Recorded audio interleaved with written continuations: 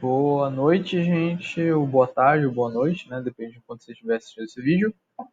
Na nossa aula passada, a gente trabalhou sobre os protozoários e fungos, e agora nós vamos trabalhar sobre um grupo particular de protozoários que se especializou tanto que hoje a gente chama de outro grupo, completamente diferente, chamado de animais. Vamos falar aqui sobre os animais mais simples, né? Aqui diminui minha carinha. Primeiro, os poríferos, quinidários, plateumintos, nemateumintos e as verminoses. Opa! Então, vamos lá. Ainda falando de protozoários, tem um grupo chamado coanoflagelados, que são protozoários com flagelos, que filtram partículas de alimento em ambiente aquático e muitos vivem em colônias originadas apenas de uma célula. Olha aí, uma colônia gerada de uma célula só, cada uma com uma função. Opa, ainda não. E é o grupo irmão de todos os metazoários, ou seja, de todos os animais, de acordo com evidências genéticas e moleculares. O ancestral unicelular desses animais, ou melhor, dos animais, muito provavelmente era parecido com os coanoflagelados atuais, só que um pouquinho mais complexos, né? Foi aumentando a complexidade lentamente. Nos grupos animais, temos os poríferos, que são os animais mais simples que a gente conhece, né? Não são, de fato, os primeiros animais, o primeiro grupo de animais, só que são os mais basais, assim, são os mais simples. Provavelmente, os primeiros animais eram bem parecidos com eles. Então, eles não têm simetria bilateral, nem radial, não tem músculos, não tem sistema nervoso, não tem órgãos verdadeiros e só tem um tecido embrionário. E esse tecido embrionário vai criar todas as células deles. E todos os representantes são chamados de esponjas. São coloniais, muitas vezes. Sobrevivem por filtração em ambiente aquático, seja marinho ou em água doce. O oxigênio e nutrientes é passado por difusão entre as células. Assim como nos grupos que a gente vai falar adiante. Anatomia. Eles têm células chamadas porócitos, que vão passar a água, que assim, tem vários poros em volta, né, da cavidade deles, e entra água nesses poros e sai por um poro principal chamado ósculo. Mas como? Por que não entra água em cima e sai pelos lados? Existe uma célula chamada coanócito, que é muito semelhante, aliás, com os coanoflagelados, né? São células bem parecidas com os coanoflagelados. Eles ficam mexendo o rabinho, né, os flagelos, e todos eles, fazendo esse movimento, vão fazendo a, a movimentação da água vir dos lados, das laterais, até o ósculo. Vai fazendo essa produção de água. E esses coanócitos, eles além disso servem para manter esse fluxo e para alimentação. Eles capturam partículas de alimento que vão ser passadas para todas as outras células por meio de células especializadas chamadas amebócitos. Vão pegar os nutrientes dos coanócitos e vão passar para o resto das células. E além disso, existe também uma espícula, ou melhor, espículas, né? Que são várias estruturas bem rígidas, não tanto às vezes, feitas de cristais, de sais minerais, que dão a forma ao animal, né? Dão a forma estrutural do animal. Algumas são até macias, dá até para fazer esponja caseira. A reprodução dos poríferos pode ocorrer tanto sexuadamente, por gemulação, que é quando a esponja cria pequenas estruturas de resistência, chamadas gêmulas, para sobreviver a adversidades ambientais. Aí, quando o ambiente está ok, elas regeneram uma esponja inteira. Tem a fragmentação, que é quando a esponja é fragmentada por algum motivo, né? Chega um peixe grandão assim, quebra a esponja no meio, vai criar duas esponjas. Elas podem se reproduzir pela regeneração absurda que elas possuem. Porque são animais simples, é muito mais fácil causar regeneração. Para animais que são muito especializados, muito complexos, células muito especializadas, não tem como regenerar. Por isso que as células mais complexas do ser humano mesmo, né, os neurônios, as fibras musculares, elas não se regeneram. Elas não podem criar novas células. Também tem o brotamento, que é o nascimento de um broto que pode ou não se fragmentar. Se ele não se fragmentar, vira uma colônia. Se fragmentar, viram dois indivíduos diferentes. Também tem a reprodução sexuada, que é feita por fecundação interna. O macho produz espermatozoides por meio de coanócitos especializados que fecundam a fêmea com óvulos, que aliás são coanócitos especializados. E isso gerará então uma larva ciliada que vai se fixar no substrato e tornar uma esponja jovem que vai crescer e virar uma esponjinha adulta. Acontece geralmente em situações adversas em que é necessário ter uma variação genética. Esponjas podem ser dioicas, ou seja, cada indivíduo com um sexo diferente, ou monoicas, um indivíduo com dois sexos, macho e fêmea, mesmo indivíduo. E ainda podem alternar de sexo durante temporadas, tipo, eu sou macho, aí passa umas semanas, alguns meses, quer saber? Eu quero produzir óvulos agora. Aí passa outros meses, quero produzir espermatozoides. Então, ela vai trocando o sexo dela. E é muito comum, aliás, a troca de sexo entre vários animais. Cnidários são conhecidos como coleotterados. É um outro filo de seres vivos, de animais, que vivem em ambientes marinhos ou lucícolas, assim como as esponjas. Possuem simetria radial quando adultos e bilateral quando larvas. Alguns nem possuem larvas. Possuem dois tipos de tecidos embrionários. Opa, já é um avanço aí. E possuem órgãos, músculos e nervos. Opa! É um avanço comparado às esponjas. Aliás, lembrando, os cnidários não evoluíram de esponjas. Os cnidários, eles são um grupo que tem um ancestral em comum com as esponjas e o ancestral em comum deles era simples. As esponjas continuaram sendo simples, os cnidários aumentaram um pouco a complexidade. Mas, lembrando, não é que uma esponja virou um cnidário, que virou um plateuminto. Não, são ancestral em comum. Então, os cnidários podem ser parasitas, podem ser filtradores, podem ser predadores e ainda podem sobreviver em associação com algas. Eles também podem ser coloniais, assim como esponjas, né? Ou individuais, vivendo sua vida solitária. Aí na imagem, né, tem alguns representantes principais. Anatomia. Eles possuem duas formas principais: os pólipos e as medusas. Os pólipos, eles geralmente são sésseis. Os que não são sésseis têm uma locomoção limitada. Eles podem sim se locomover, podem nadar, podem andar por aí, só que é bem limitado. Eles não andam muito, não costumam fazer isso. E as medusas, que são representadas pelas águas-vivas, elas são como se fossem pólipos virados de cabeça para baixo. E ambos têm a cavidade gastrovascular. Por que gastrovascular? O vascular não é o sistema que transmite os nutrientes e oxigênio para o resto do corpo?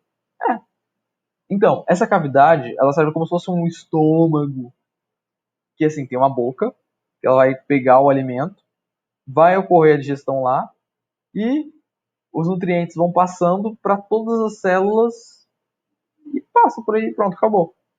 Bem simples. E depois que acabou tudo, o que sobrou vai ser regurgitado pelo mesmo lugar que saiu. Ou seja, eles não têm boca apenas, eles têm uma boca ânus. Por isso que é chamado de sistema digestório incompleto. Porque tem um fundo falso. Não come, processa e expele. Come, processa aqui mesmo e expele pelo mesmo lugar que saiu. E aí tem a mesogleia, que é a região fica entre a cavidade gastrovascular e a epiderme, a parte externa, que é onde vai ter, assim, os nutrientes vão ser passados para aqui dentro, e aí as células que estão aqui e as células que estão aqui vão absorver os nutrientes que estão nessa camada gelatinosa. Principais grupos: as anêmonas, que são pólipos predadores que podem viver em protocooperação com peixes palhaço, que aí os peixes palhaços vão oferecer, vão comer os parasitas das anêmonas, vão atrair peixinhos para servirem de isca, né, para as anêmonas, e as anêmonas vão proteger eles e os ovinhos deles. Os crustáceos, chamados emitões, também vivem em protocooperação com anêmonas. Eles cortam a anêmona assim, para não machucando, só cortam bonitinho assim, colocam na concha e saem por aí protegidos. E também isso dá uma vantagem para as anêmonas. Os corais, que são pequenos pólipos, que vivem em grandes colônias enormes, e eles não têm proteção, eles não têm, os tentáculos deles não são urticantes, não causam queimaduras. Então, para se proteger, eles criam um esqueleto de calcário, que são sais de cálcio, né, extremamente resistentes, que podem criar proporções enormes, esses esqueletos gigantes, né, chamados recifes de corais, que podem ter ecossistemas extremamente biodiversos, com peixe, tartaruga, iguana do mar, tudo que é bicho tem naqueles recifes de corais. Também tem as hidras, que são pequenos pólipos, bem pequenininhos, que comem partículas de alimentos e possuem uma incrível capacidade de regeneração. Também podem viver associadas a algas verdes, aproveitando seus nutrientes. Também tem águas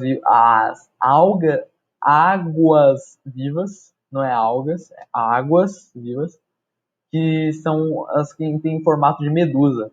Elas são predadoras, planctônicas, ou seja, elas não são nécton, que nem os peixes, elas são plâncton, porque mesmo as maiores, né, podem chegar a 30 metros de comprimento, 2 metros de diâmetro, ainda assim elas são levadas pela correnteza. Elas não podem lutar contra a correnteza. E se alimentam de peixes. Seus tentáculos podem queimar a pele humana. E as que vivem nas profundezas apresentam bioluminescência, que é só brilho natural. Na verdade, algumas são até letais, os venenos delas, né, as toxinas. Só que são bem raras. As caravelas portuguesas são quinidários formados por zooides. São colônias extremamente complexas, melhor, extremamente a certo nível, né? Mas que eles simulam um organismo completo individual. Só que na verdade são vários zooides, são centenas de pedacinhos de animais vivendo em colônia que formam um ser bem complexo. Uns são especializados para flutuação, outros para alimentação, outros para reprodução. E nesse formato, né, caravela portuguesa, é chamado de medusoide. Ainda existem os polipóides, né, que são que nem caravelas portuguesas, são formados por zooides, só que eles são no formato de pólipo.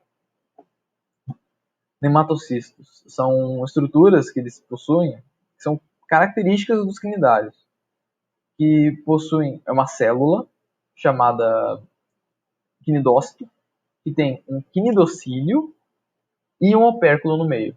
Quando você ativa o quinidocílio, uma estrutura chamada nematocisto vai soltar um fio tubular super rápido que vai injetar a toxina em você.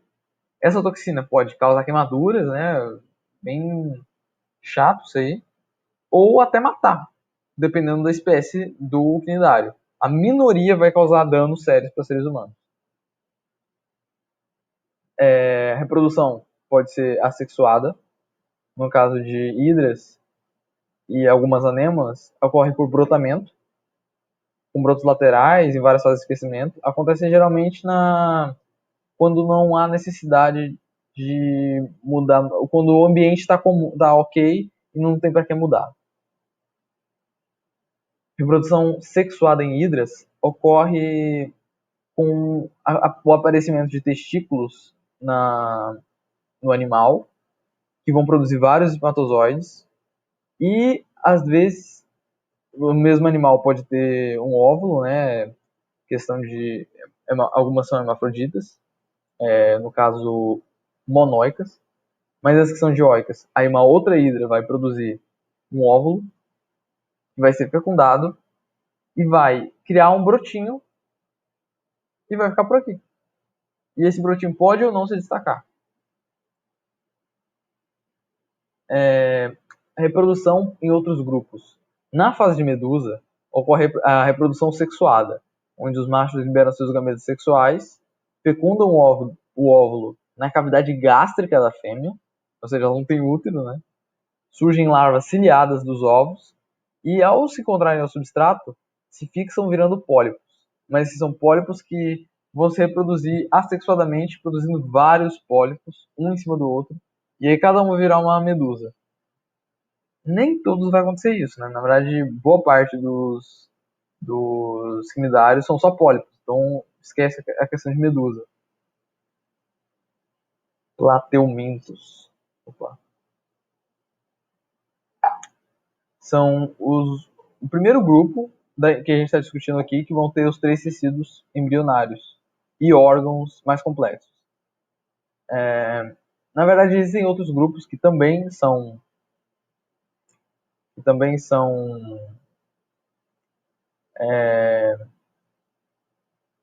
também desenvolveram os 3 tecidos embrionários, só que a gente está falando dos principais, né, os proteomintos. Existem vários filos de outros animais que são mais ancestrais e tal, mas a gente não vai comentar. Eles são acelomados, eles não possuem celoma, vou explicar isso quando estiver falando de nemateumintos. Eles são bilatérios, os primeiros bilatérios que a gente está falando aqui, eles têm simetria bilateral, quer dizer que um lado é igual ao outro, o lado esquerdo é igual ao direito. Não possuem sistema digestório completo, assim como os cnidários, e usam a boca para excretar. Podem ser necrófagos, predadores, herbívoros, simbiontes, comensais ou, mais famosos, os parasitas. Acontece que as planárias, que são os tuberculato, tunicado, eu não lembro muito bem a classe que elas pertencem, mas as planárias, elas têm vários tipos de vida diferentes, inclusive parasitas. Só que os outros grupos, as outras 2 classes principais, são só parasitas. Então, os poríferos, eles são os únicos animais conhecidos que são monoblásticos. Quer dizer que eles não têm outro tecido embrionário. Quer dizer que o embrião é só isso. Só uma massa de células. Aí, os cnidários não. Aí eles já têm uma separação que eles já têm 2 tecidos embrionários diferentes. Os demais filos, incluindo os plateumintos, são 3 tecidos embrionários. A anatomia de uma planária de vida livre, elas são assim, as mais complexas, né? Porque elas têm vida livre, então elas precisam de vários órgãos diferentes. Possuem um sistema nervoso ganglionar difuso. O sistema digestório é incompleto, apresentando só uma boca, faringe e intestino, e excretando as fezes pela boca. Então elas se alimentam, elas comem, aí ocorre a digestão nos intestinos, que ficam todos os intestinos, eles são bem assim, tem vários labirintos no corpo dela, e depois volta o que não presta, ela regurgita com a mesma boca que comeu. A distribuição de nutrientes e oxigênio é por difusão, assim como nos outros animais que a gente está falando. Possui um sistema excretor simples com células flama, e também tem um poro genital, onde ocorre a troca de sêmen, porque eles têm fecundação cruzada, então os 2 vão se encontrar, eles são monóicos, quer dizer que um vai ter os 2 sexos, e aí eles vão se encontrar, um vai botar sêmen no outro, e os 2 vão sair grávidos. A tênia, ela é um caso bem particular, porque elas perderam muitas características que eram básicas para um plateuminto e até para animais. No caso, elas não possuem sistema digestivo, elas absorvem o alimento pela epiderme mesmo. Ah, mas e as boquinhas que tem na cabeça dela? São ganchos e ventosas, só para se prender no intestino.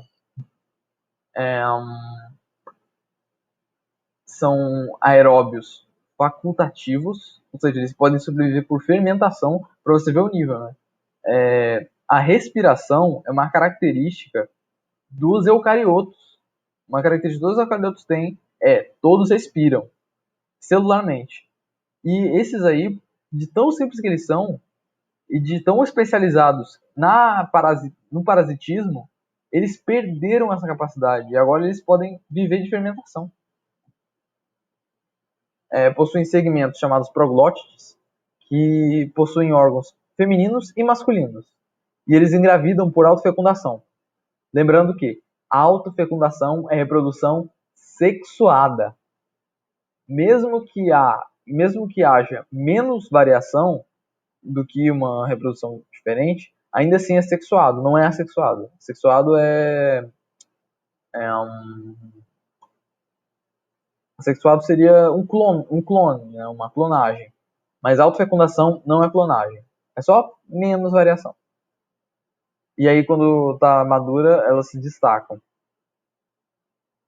Aliás, são animais monóicos, como vocês podem ver, né? Não tem macho nem fêmea. Macho e fêmea.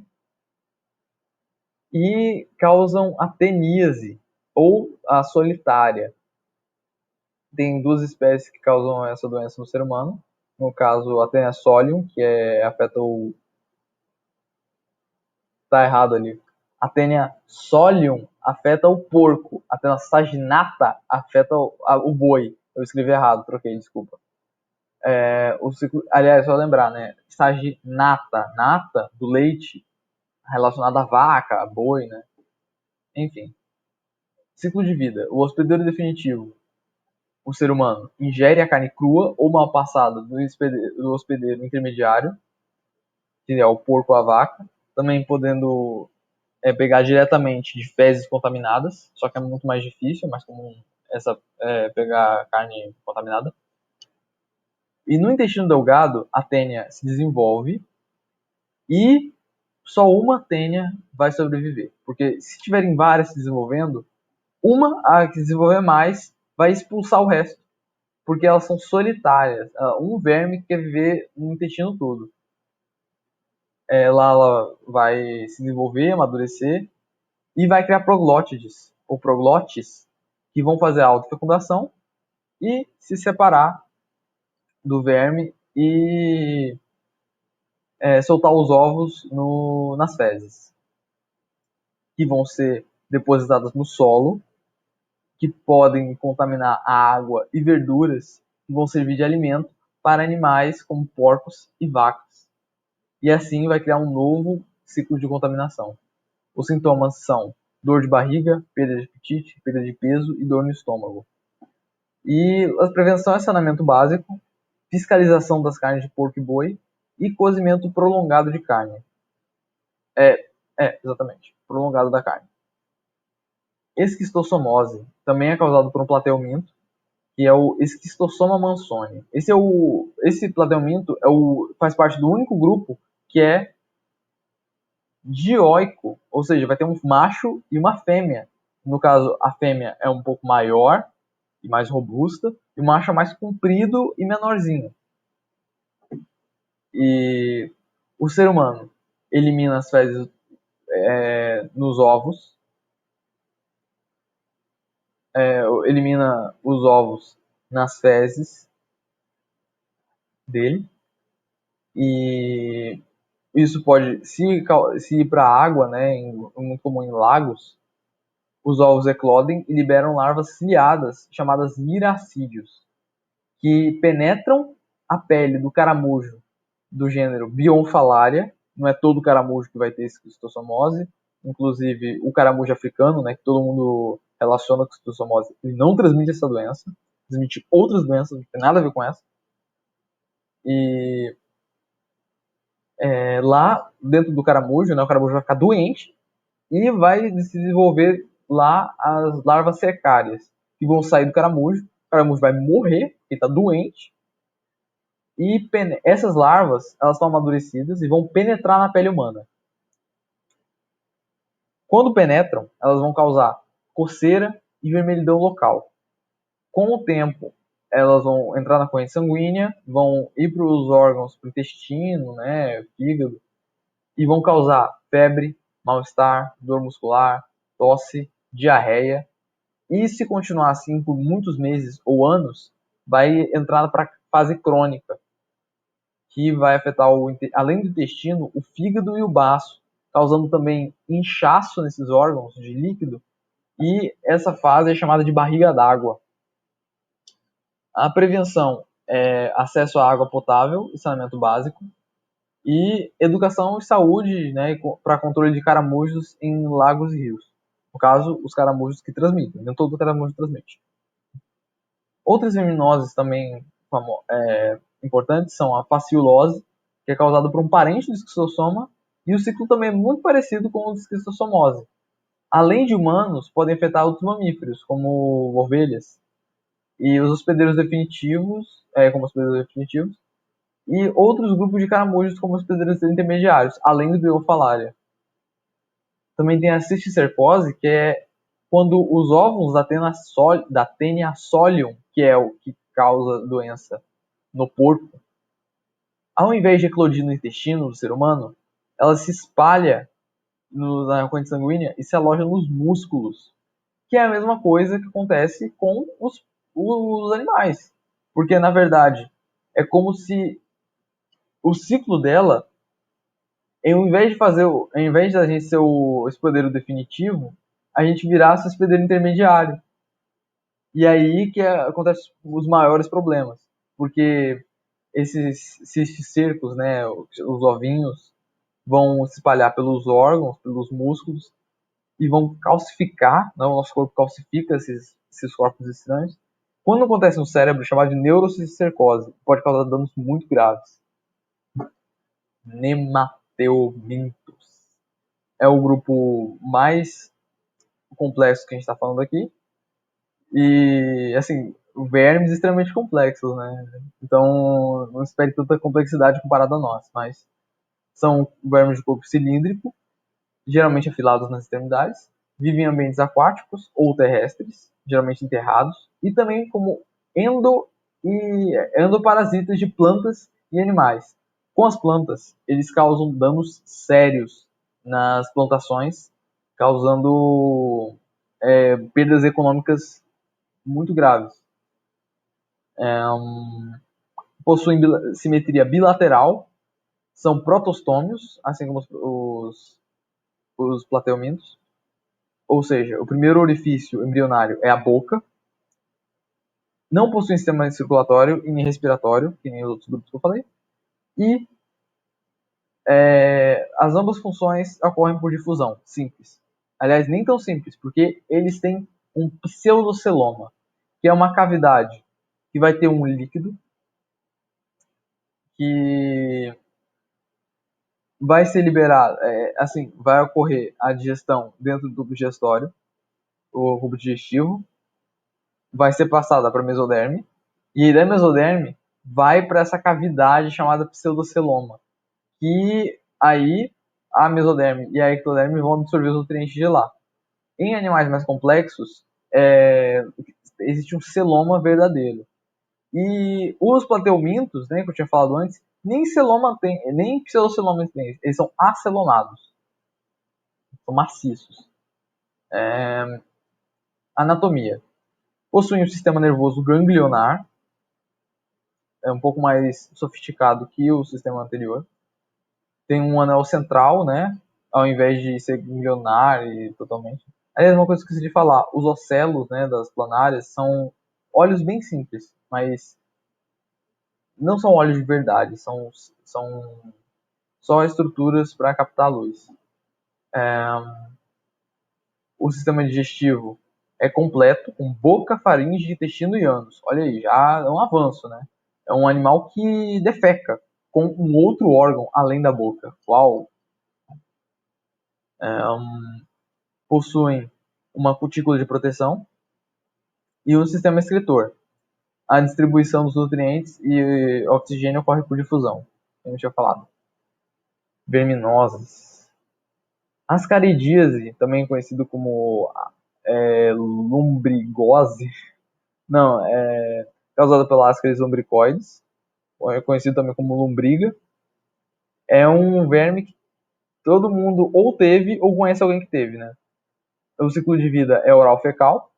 O hospedeiro ingere os ovos, que ao serem absorvidos pelo intestino, os vermes jovens vão para a corrente sanguínea e vão para o coração, depois para o pulmão, onde o hospedeiro vai tossir e engolir depois. Assim, vai tossir, vai pegar do pulmão para a boca e da boca para o sistema digestivo, onde vai estacionar no intestino e vai fazer reprodução lá dentro, né? Eles são monóicos, então existe uma fêmea e um macho. A fêmea é geralmente maior e o macho tem um ganchinho para poder se enganchar na fêmea e poder fazer a cópula. Lá eles vão produzir os ovos que vão para as fezes humanas. Os sintomas são febre, dor de barriga, diarreia, náuseas, bronquite e pneumonia. Por quê? Porque quando está no pulmão, elas podem causar danos lá dentro, inclusive tosse com sangue. Pode causar também convulsões, esgotamento físico e mental, dependendo dos órgãos afetados, porque eles vão ficar sugando, né, os seus nutrientes e causa fadiga, cansaço mesmo. Mas a maioria dos casos é assintomático. Você só vai sentir um desconforto e aí as fezes vão sair bem fedidas. A prevenção é evitar contato com fezes e saneamento básico, principalmente. A maioria das doenças aqui podem ser solucionadas com saneamento básico. Ancilostomia, chamada também de amarelão, por causa da palidez e da aparência amarelada de algumas pessoas que são infectadas, no caso crônico. É chamado Ancilostoma duodenale ou Necatura americano, são duas espécies. O ciclo de vida. Após saírem dos ovos e amadurecerem, as larvas ativamente penetram a pele do ser humano e entram em contato, causando feridas locais. Após penetrar a pele, elas entram na corrente sanguínea, que fazem um trajeto muito parecido com o das lombrigas, que é coração, pulmão, tosse, volta e vai para o intestino. E lá existe macho e fêmea, vão fazer a cópula, vai sair os ovinhos pelas fezes e completou o ciclo. Os sintomas são diarreia, constipação, cólica, dor de barriga, náusea e vômito, além de febre, perda de apetite e, em casos avançados, causa palidez e pele amarelada, por isso causa o amarelão, né, que chamam. E também anemia ferroprivo por desnutrição.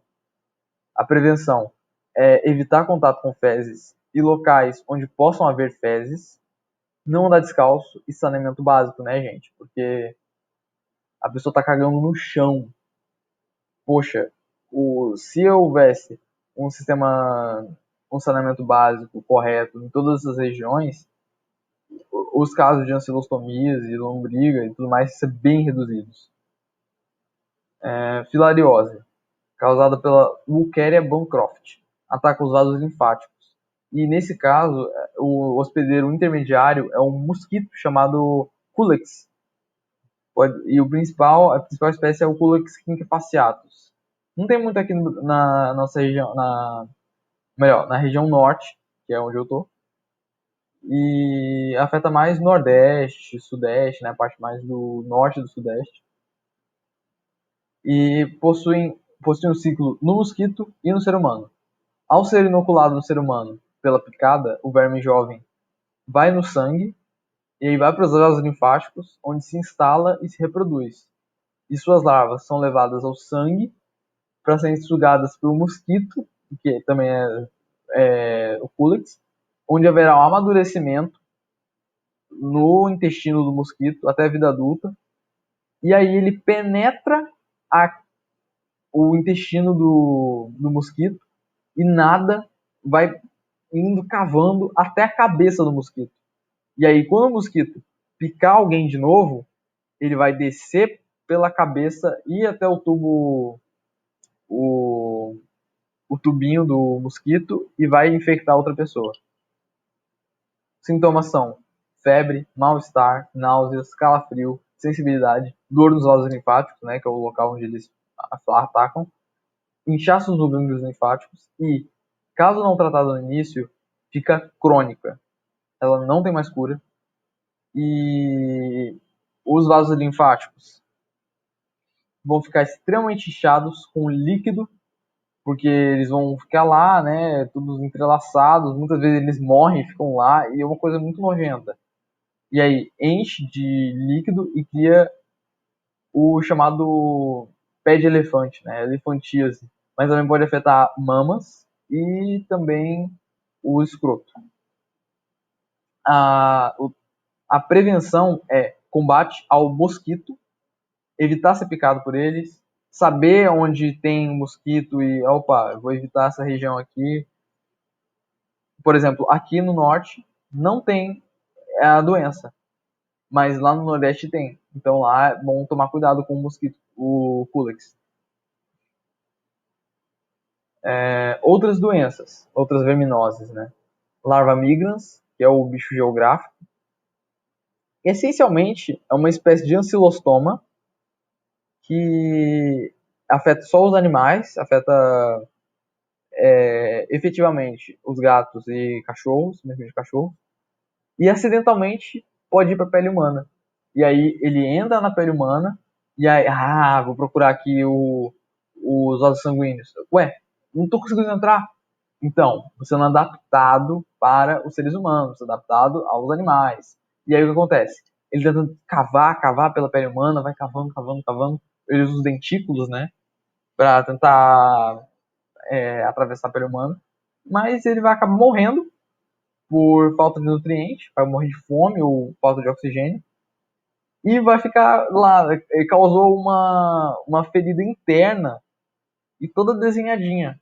A gente chama isso de bicho geográfico, porque parece um daqueles mapas, né, cheio de linhazinhas.